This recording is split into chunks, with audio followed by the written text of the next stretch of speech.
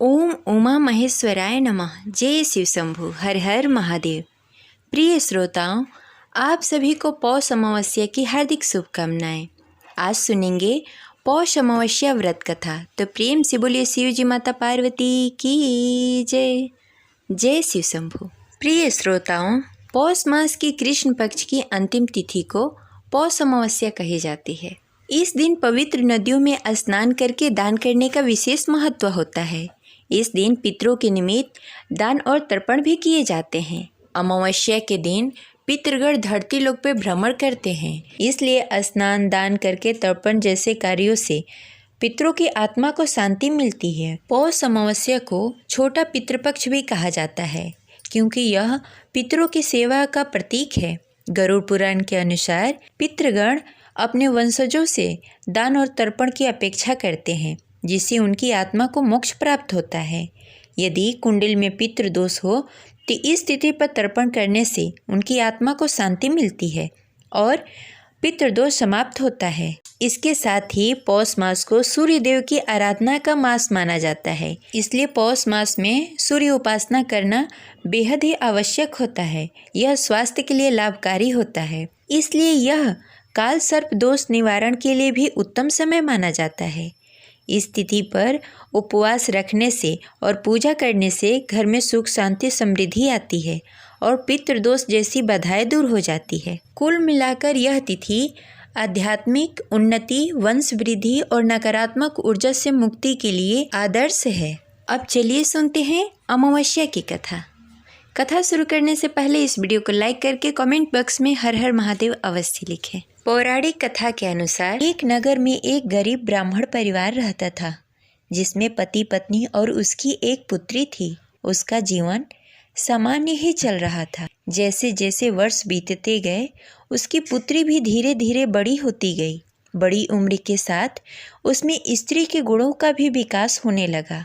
वह देखने में अत्यंत ही सुंदर, सुशील और सर्वगुण संपन्न थी, लेकिन गरीब होने के कारण उसका विवाह नहीं हो पा रहा था। एक दिन उस ब्राह्मण के घर एक साधु महाराज पधारे।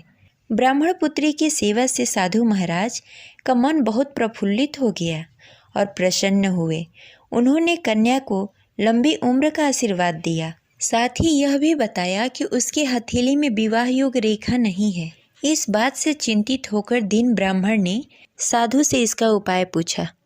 कन्या ऐसा क्या करे कि उसके हाथ में विवाह योग बन जाए। साधु महाराज ने कुछ देर विचार करने के पश्चात अपनी अंतर्दृष्टि से ध्यान कर बताया कि कुछ ही दूरी पर एक गांव में सोना नाम की एक धोबिन महिला रहती है।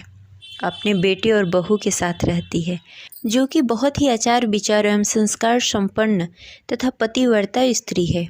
यदि यह सुकन्या उस धोबिन की सेवा करे और वह महिला इसकी शादी में अपने मांग के सिंदूर लगा दे तथा उसके बाद इस कन्या का विवाह हो जाएगा, तो इस कन्या का वैद्य योग मिट सकता है। साधु ने यह भी बताया कि वह महिला कहीं बाहर आती जाती नहीं है। यह बात सुनकर ब्राह्मणी ने अपनी बेटी से धोबिन की सेवा करने का प्रस्ताव रखा। अगले दिन से कन्या प्रातः काल ही उठकर सोना धोबिन के घर जाकर साफ सफाई एवं अन्य कार्य करके अपने घर वापस आने लगी। एक दिन सोना धोबिन अपनी बहू से पूछती है कि तुम तो सुबह ही उठकर सारे काम कर लेती हो और पता भी नहीं चलता। बहू ने कहा, माँ जी, मैंने तो सोचा कि आप ही सुबह उठकर सारे काम खुद ही खत्म कर लेती हैं। मैं तो देर से उठती हूँ। यह सब जानकर दोनों सास बहू घर की निगरानी करने लगी कि कौन है जो सुबह घर में आकर सारा काम करके चला जाता है। कई दिनों के बाद धोबिन ने देखा कि एक कन्या मुंह ढककर अंधेरे में घर में आती है और सारे काम करने के बाद चली जाती है। जब वह जाने लगी तो सोना धोबिन ने उसका पैर पकड़ लिया और पूछने लगी कि आप कौन हैं और इस तरह छुपकर मेरे घर में चाकरी क्यों करती हैं।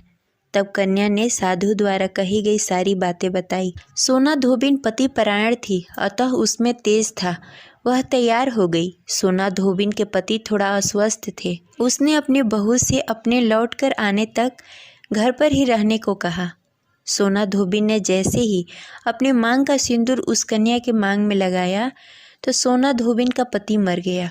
उसे इस बात का पता चल गया। वह घर से नीराजल ही चली थी, यह सोचकर कि रास्ते में कहीं पीपल का पेड़ मिलेगा तो उसे भंवरी देकर उसकी परिक्रमा करके ही जल ग्रहण करेगी। उस दिन अमावस थी। ब्राह्मण के घर मिले हुए पुआ पकवान की जगह उसने ईंट के टुकड़ों से 108 बार भंवरी देकर 108 बार पीपल के पेड़ की परिक्रमा की और उसके बाद जल ग्रहण किया। ऐसा करते ही उसके पति के मृत शरीर में वापस जान आ गई।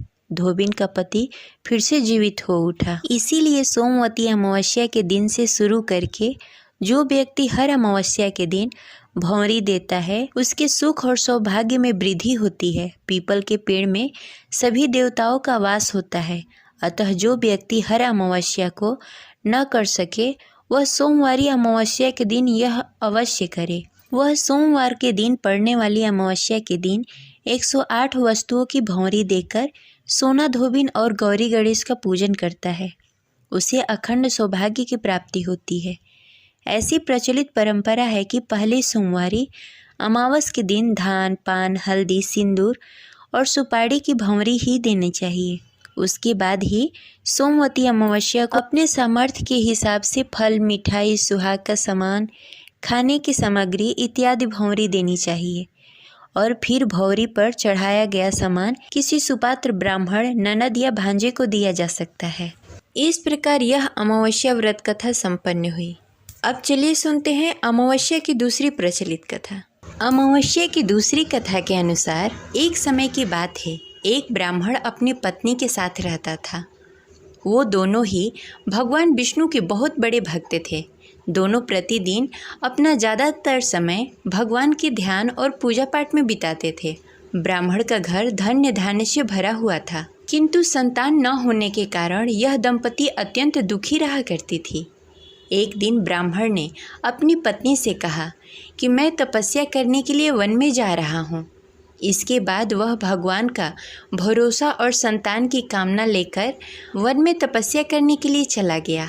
ब्राह्मण को कठोर तपस्या करते हुए कई वर्ष बीत गए, लेकिन उसे फल की प्राप्ति नहीं हुई। अंत में हार मानकर ब्राह्मण ने अपने जीवन को समाप्त करने का निर्णय लिया। अपने जीवन को समाप्त करने के बारे में सोचकर उसने पेड़ की डाली पर फांसी का फंदा डाल दिया और अपने गले पर बांधने लगा। तभी वहाँ पर सुख अमावस्या प्रकट होकर बोली, हे ब्राह्मण, तुम्हारे भाग्य में 7 जन्मों तक संतान सुख नहीं लिखा है, किंतु मैं तुम्हें 2 कन्या का वरदान देती हूँ। तुम अपनी एक कन्या का नाम अमावस्या रखना और दूसरी का नाम पूनम रख देना। तुम अपनी स्त्री से कहना कि वह 1 वर्ष तक सुख अमावस्या का व्रत रखे और अमावस्या के दिन 1 कटोरी चावल भरकर उस पर दक्षिणा रखकर दान कर देना। सुख अमावस्या की बातें सुनकर ब्राह्मण घर आ गया और ये पूरा वृत्तांत अपनी पत्नी को सुनाया। सुख अमावस्या के आदेशानुसार ब्राह्मणी ने व्रत रखना प्रारंभ कर दिया। कुछ दिनों के बाद ब्राह्मण के घर में 2 कन्याओं का जन्म हुआ, जिनमें एक कन्या का नाम अमावस्या और दूसरी कन्या का नाम पूनम रखा गया। जब ब्राह्मण की दोनों बेटियां बड़ी हो गई तो ब्राह्मण ने उसका विवाह कर दिया। बड़ी बहन अमावस्या धार्मिक प्रवृत्ति की थी। वह काफ़ी समय तक भगवान की पूजा और धर्म कर्म में व्यतीत करती थी। अमावस्या के घर में सुख समृद्धि का भंडार था, पर छोटी बहन के घर में दरिद्रता छाई हुई थी। जब बड़ी बहन अमावस्या को अपनी छोटी बहन पूनम के बारे में पता चला तो वो बड़ी दुखी हुई। तब अमावस्या अपनी बहन के लिए ढेर सारा सामान लेकर उससे मिलने गई। छोटी बहन के घर पे पहुंचकर अमावस्या ने उसे 1 वर्ष तक सुख अमावस्या का व्रत करने के लिए सलाह दी। साथ ही अमावस्या ने व्रत की विधि पूर्वक करने के बारे में पूनम को बताते हुए ये भी कहा कि तुम 1 वर्ष तक सुख अमावस्या का व्रत करना और 1 कटोरी में चावल भरकर उसे दान कर देना। ऐसा करने से तुम्हारे सभी कष्ट दूर हो जाएंगे और घर में सुख समृद्धि आएगी। पूनम ने अपनी बहन की बात को मानते हुए बिल्कुल ऐसा ही किया, जिसके बाद 1 साल के भीतर पूनम का घर धन्य धान्य से भर गया और उसके घर में एक बेटे ने जन्म लिया। इस प्रकार जो भी विधि पूर्वक सुख अमावस्या का व्रत करता है उसके घर में सुख समृद्धि आती है। इस प्रकार यह अमावस्या व्रत कथा संपन्न हुई। तो प्रेम से बोलिए ओम नमः शिवाय, जय शिव शंभु। मिलते हैं अगले वीडियो में, तब तक के लिए हर हर महादेव।